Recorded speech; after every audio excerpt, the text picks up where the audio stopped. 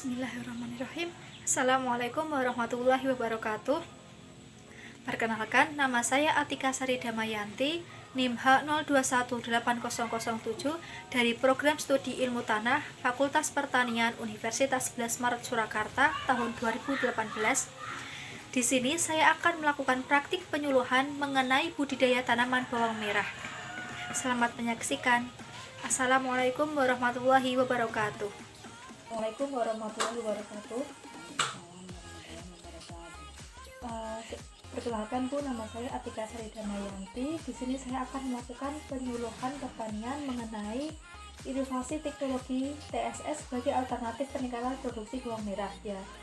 Ini secara garis besar ini merupakan penyuluhan tentang budidaya tanaman bawang merah. Untuk posisi strategis bawang merah sendiri, yang pertama itu bawang merah sebagai konsumsi harian atau bumbu. Pasti itu juga menggunakan bawang merah untuk memasak. Kemudian yang kedua adalah harganya yang fluktuatif, artinya bawang merah ini harganya seringkali mengalami peningkatan dan penurunan.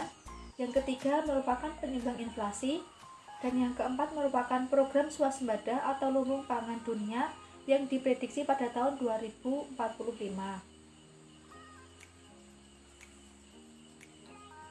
Kemudian yang selanjutnya, untuk budidaya tanaman bawang merah sendiri itu sumber benihnya berasal dari dua macam. Yang pertama berasal dari umbi, dan yang kedua berasal dari TSS atau biji.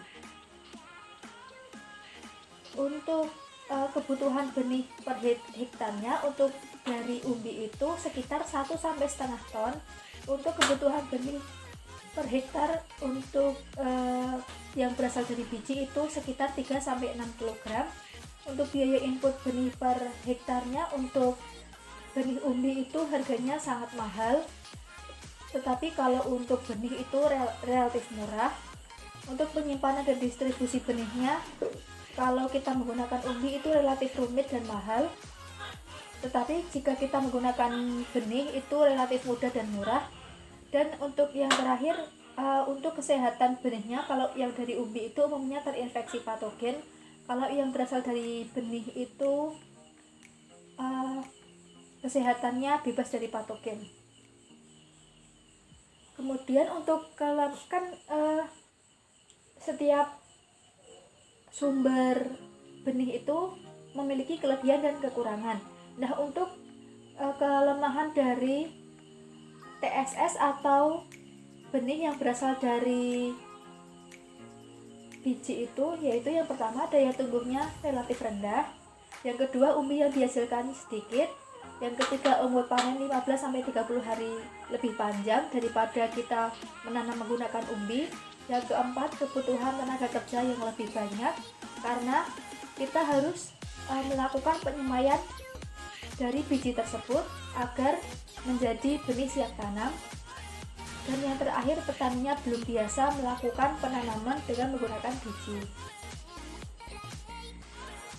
Kemudian untuk strategi peningkatan daya tumbuh dan jumlah umbi itu sekarang dikenal teknologi dengan penggunaan air kelapa muda sebagai ZPT atau zat pengatur tumbuh tanaman bawang merah.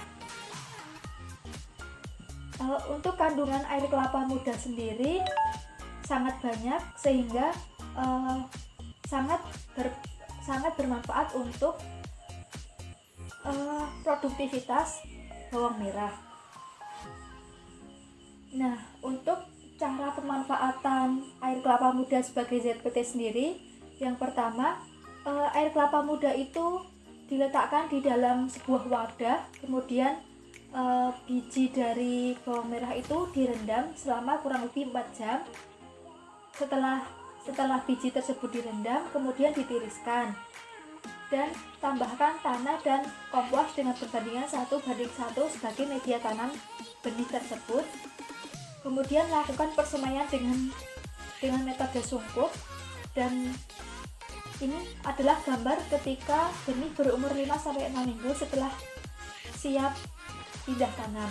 Jadi benih yang berasal dari TSS ini akan lebih subur jika memanfaatkan kelapa muda sebagai ZPT. Nah, untuk prosedur persemaian benih bawang merah sendiri itu yang pertama dilakukan perendaman TSS atau biji bawang merah itu dalam air kelapa muda. Kemudian setelah itu biji yang sudah direndam itu kemudian dilarutkan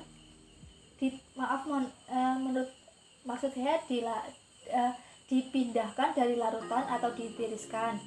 Kemudian setelah itu biji tersebut kemudian dikeringkan. Setelah itu biji bawang merah itu dicampur dengan insektisida. Setelah tercampur secara merata, biji tersebut siap disemaikan di bedengan atau disemaikan di lontogan. Setelah itu biji tersebut disemaikan, kemudian kita tunggu pertumbuhannya sambil kita amati dan kita jaga kondisi yang ideal bagi benih bawang merah tersebut. Ini adalah gambar persemaian umur 1 bulan yang siap dicabut untuk ditanam, untuk dipindah tanamkan. Ini adalah gambar benih hasil cabutannya. Kemudian yang ini gambar benih yang siap dibawa ke lahan untuk pindah tanam agar akar dari bawang merah tersebut mampu menjangkau sumber air dan sumber hara yang lebih banyak. Kemudian ini kita akan mempelajari mengenai dampak penggunaan air kelapa muda pada perkecambahan atau daya tumbuh dari biji bawang merah tersebut. Nah, ini adalah gambar persemaian benih bawang merah yang berasal dari biji umur 5 minggu setelah semai. Kemudian ini ada perbandingan tinggi tanaman dan berat umbi dari bawang merah sendiri. Nah, ini dapat disimpulkan dari penelitian ini dapat disimpulkan bahwa penggunaan air kelapa muda sebagai ZPT untuk perendaman benih bawang merah yang berasal dari biji itu meningkat sampai 90%, sehingga penggunaan air kelapa muda ini sangat bermanfaat untuk produktivitas bawang merah dan bisa digunakan sebagai digunakan sebagai pembaruan atau teknologi terbarukan untuk meningkatkan produktivitas bawang merah. Yang selanjutnya itu kita akan mempelajari mengenai keragaan tanaman di lapangan. Nah, ini merupakan perbandingan hasil umbi bawang merah yang bijinya sebelumnya sudah direndam menggunakan air kelapa muda. Ini bisa dilihat bahwa umbinya itu terlihat lebih besar dan daunnya itu terlihat lebih segar daripada yang tidak direndam menggunakan air kelapa muda. Nah, ini merupakan umbi dari bawang merah. Yang ini yang dulu bijinya direndam dengan air kelapa muda dan yang ini tanpa direndam menggunakan air kelapa muda. Ini sangat beda sekali ya Bu. Ini terlihat lebih segar dan ini terlihat lebih keriput dan kecil-kecil. Jadi dalam penelitian kali ini atau dalam teknologi terbarukan kali ini itu diperoleh rekomendasi yaitu penggunaan TSS sebagai strategi. TSS itu tadi biji penanaman bawang merah yang menggunakan biji itu merupakan strategi peningkatan produksi dan efisiensi pada budidaya bawang merah. Dan yang kedua, rekomendasi yang kedua yaitu air kelapa muda itu dapat digunakan sebagai zat pengatur tumbuh pada budidaya bawang merah dengan biji botani atau TSS, sehingga mampu meningkatkan produktivitas bawang merah sendiri. Demikian penyuluhan yang dapat saya sampaikan.